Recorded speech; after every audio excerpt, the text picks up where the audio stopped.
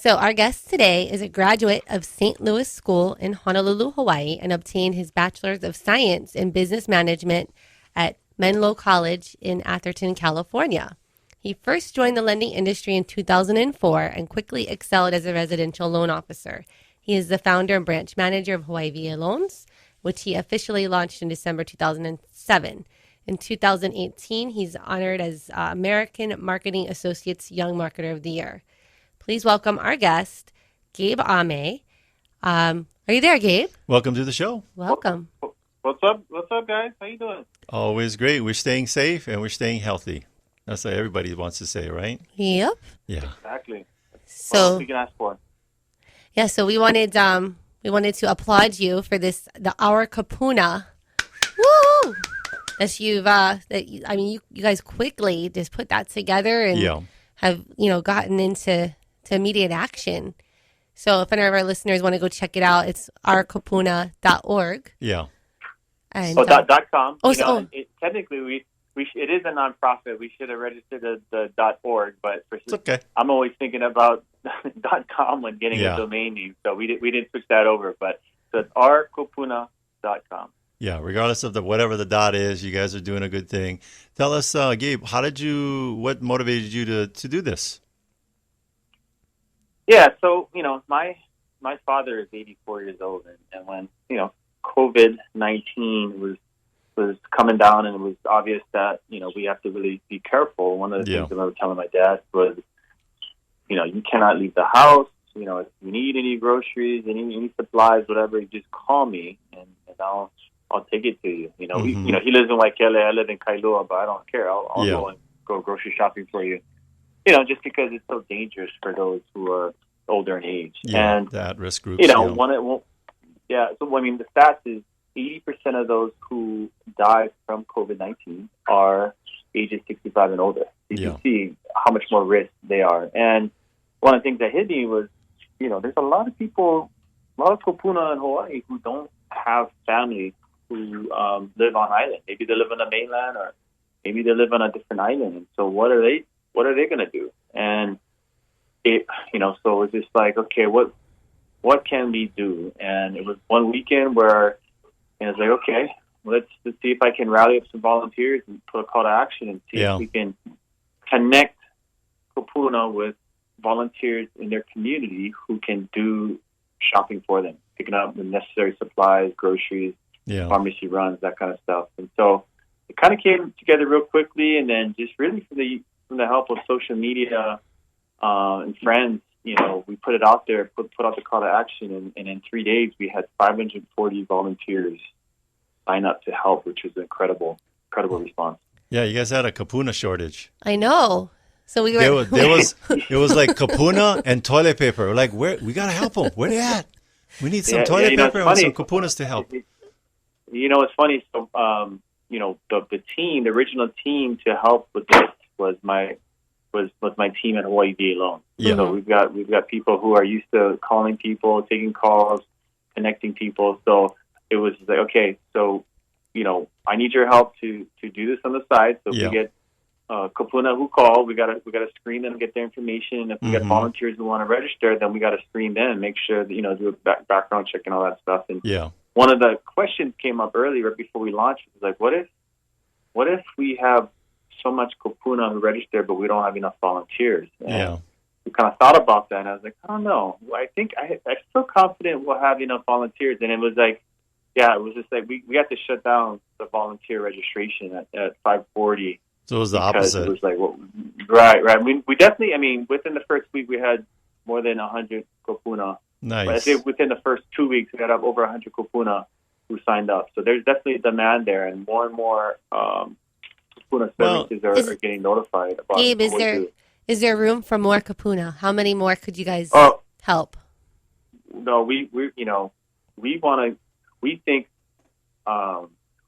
our services, we can at least help 1,000 kupuna by June. Oh wow! And on that, we're really staffed up. We've got the team has grown from just my girls at Hawaii VA Loans. In fact, we've got a bunch of admin volunteers who signed up to help us with processing volunteers and screening kupuna, making sure we make the connection. So we're definitely adequately staffed now. Yes. And so we're really putting the word out to out there. So if you know any Kupuna, 65 years or older in Hawaii, who they need help with getting supplies, groceries, pharmacy runs, so they can stay home and they don't have to deal with that, please let us know at our Kupuna. You know, even if your kids is lazy and they're rotten, they don't like help you, just call our Kupuna. Just go down. They're going to get some people that are going to help you out. And, 90% of these kids, where they move to? Vegas. So they're in Vegas. They can't help mom and dad. Send them to the website. Exactly. Yeah. And interesting, too, a lot of times, people move to Big Island because it's cheaper, right? But then family still lives on Oahu. And so we're servicing all islands. We're servicing Oahu, Kauai, the whole Maui, state, Hawaii Island, and Molokai. Right? Yeah. So we haven't had any requests on Lanai or Niihau yet, but if we have to, we'll make it happen. Yeah. What I like what you just said, you were afraid or concerned that too much kapunas and not enough volunteers, and it was just the opposite. Does that speak to you and tell you what Hawaii is about? And give you some chicken skin? I was overwhelmed, right? Because everyone's dealing with this curveball with COVID-19, and it's affecting them in multiple different ways. Some people, it's affecting them, worse than others. But one of the things that going through this experience I learned was that when things go down like this, people want to help. But the problem is a lot of times they don't know how they can help. A lot of people don't have the money where they can just donate to a nonprofit, right? Yeah. We understand that. A lot of times people don't have 40 hours to volunteer full time. But what our Kupuna service has done for volunteers is it's given them an avenue where they can participate in helping through this uncertain times. And whether it's just, I'm going to go shopping for myself, well, I can go ahead and grab additional items for one Kupuna in our community. And that's what we're doing is we're trying to give an avenue for people to want to help, but make sure it's not overwhelming. That's why we try not to connect more than one Kupuna with one volunteer. It's one-on-one. One person in your community that you can do shopping for, and you can check in once a week, and even if it's not grabbing anything, you can check in and say hi and see how they're doing and be someone to talk to during these times. Yeah, sometimes just basic connection is what they really need. They got all the other stuff. So Gabe, do you have any maybe any stories, like success stories that you could share with our listeners of this Kupuna pairing? Yeah, I got actually a couple real quick, and there was one of the first pairings we had was a lady by the name Sharon in Kailua. She's 72, and her story was she recently, not 6 months ago, stopped driving.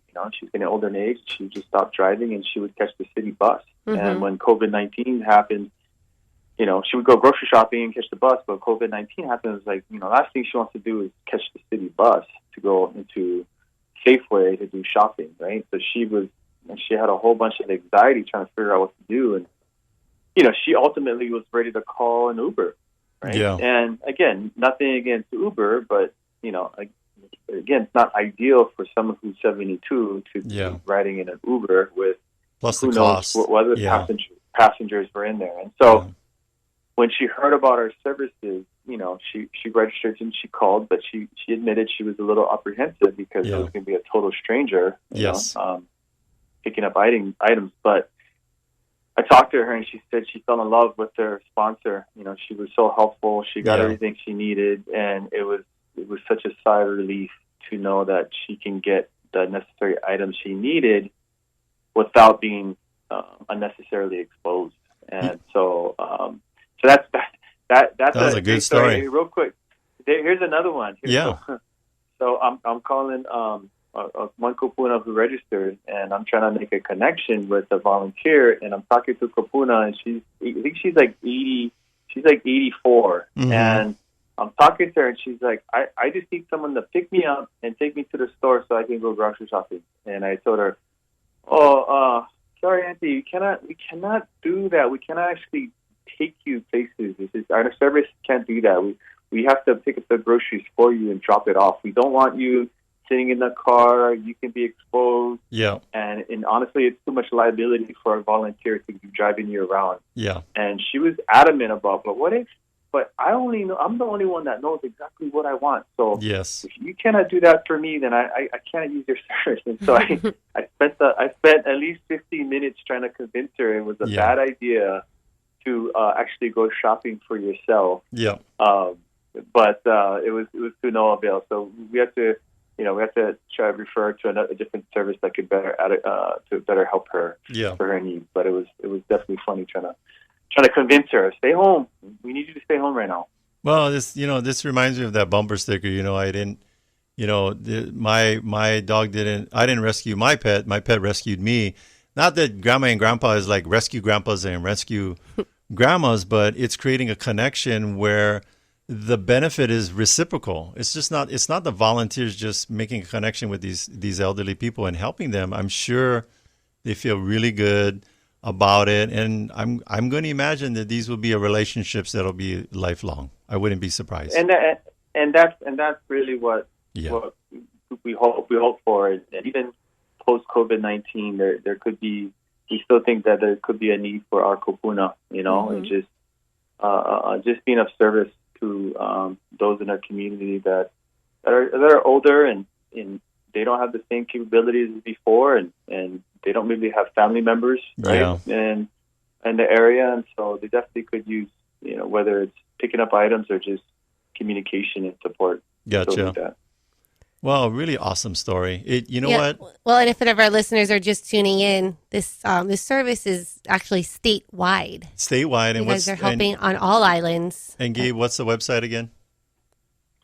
It is ourkupuna.com, ourkupuna.com. All right.